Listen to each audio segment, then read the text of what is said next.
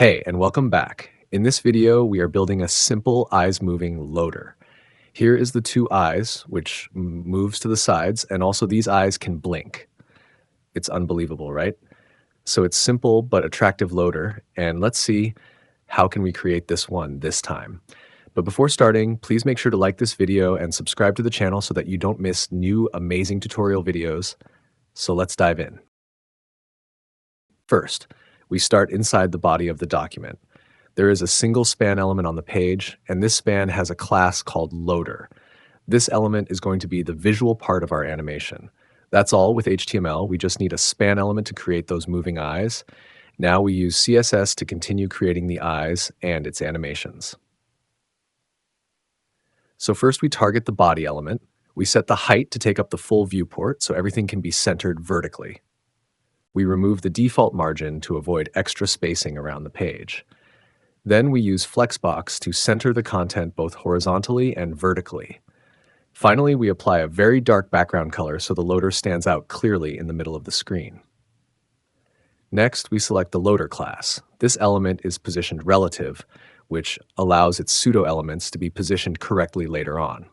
We give it a fixed width and use Flexbox again so the inner shapes can be spaced apart evenly.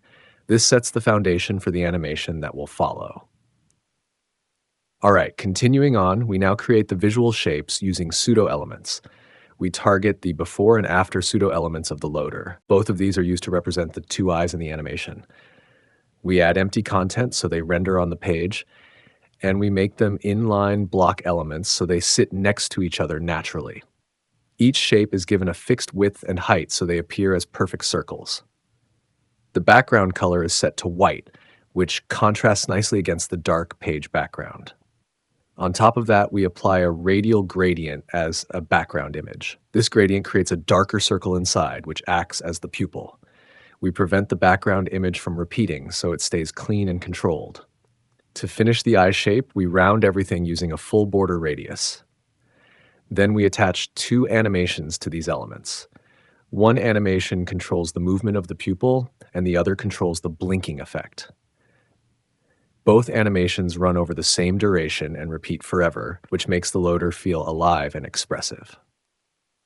Now we move into the first animation definition. We define the keyframes for the eye movement animation. This animation works by changing the background position of the radial gradient inside each circle. At the beginning of the animation and again shortly after, the pupil is positioned at the center. As the animation progresses, the background position shifts to the left, making the pupil look in that direction. After that, it moves to the right, giving the impression that the eyes are scanning side to side. Later in the timeline, the background position moves downward, so the eyes appear to look down briefly. Toward the end of the animation, the pupil returns back to the center, completing the movement cycle. Each range of percentages defines how long the pupil stays in a certain position. This creates smooth pauses between movements and makes the animation feel more natural instead of rushed. Next, we define the blinking animation using another set of keyframes.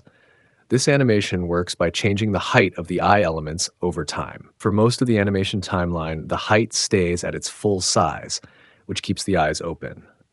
At specific points in the animation, the height is reduced significantly. This makes the circles flatten vertically and creates the illusion that the eyes are closing. These moments are very short, which mimics a natural blink rather than a slow movement. The blinking happens multiple times throughout the animation cycle. By spreading these percentage values out, the blink feels random and more realistic. Once the blink finishes, the height returns back to its original value, so the eyes appear fully open again. And now the eyes are moving and also it's blinking without any problem. And that's it for this part of our tutorial video, friends. I want to say it again. If you liked the video, please consider liking this video to motivate me, and don't forget to subscribe to the channel for more tutorial videos. See you in the next one. Have fun.